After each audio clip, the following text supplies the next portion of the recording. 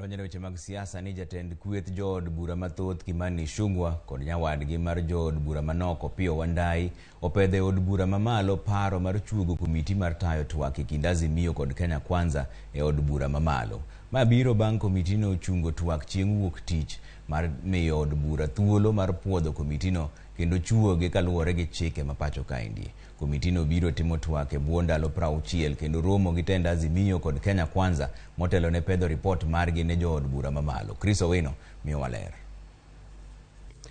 Kaka yo mar miyo komiti mar twak e kind riwruok mar Azimio kod Kenya Kwanza muya, jatend kweth jood bura mathoth Kimani Ichung'wah kod nyawadgi mar jood bura manok Opiyo Wandayi oreto kendo pedho paro mar yango komiti makamano e bwo chik e nyim od bura mamalo.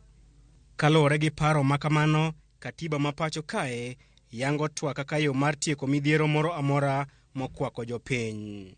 Jotelo ariyogo oyango twak madhi nyime e kindgi kaka yo mar kelo kwe kaachiel gi dongruok e pacho kae.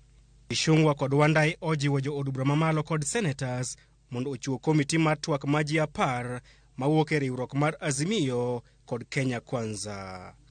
Piny owacho mar Kenya Kwanza idhi telone kod Kimani Ichung'wah kaachiel gi gavana ma Embu Cecil Mbarire. Jokanyo mamoko ma Kenya Kwanza gin seneta ma Kericho Aaron Cheruiyot, jaod bura ma kaunti ma Bungoma Catherine Wabilianga kod jaod bura mar Afrika ma Ugwe Omar Hassan. Kweth mar Azimio dhi bedo e bwo telo ma jatend duond bura mar Wiper Kalonzo Musyoka kod Opiyo Wandayi.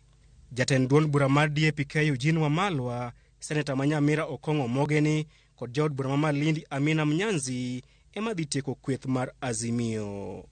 Kweth ariyogo idhi konyo kod jolony e tayo tijegi. Jolony mag Kenya Kwanza gin okil Kamalo Kamudhomi Thiang' Kolu, Dr. Linda Musumba, Dr. Duncan Ojuang kod Nick Biketi. E komachielo, jolony mag Azimio gin Jeremiah Kioni, Professor Adams Olo, Abubakar Zein kod Lin Ngugi. Komitino biro romo kod tend riwruok mar Azimio kod Kenya Kwanza e bwo ndalo 60 mabiro kendo chwalo ripot margi mogik ne od bura mamalo. Maena taro kod dwaro mar riwruok mar Azimio mane dwaro mondo twak otim e bwo dwe achiel.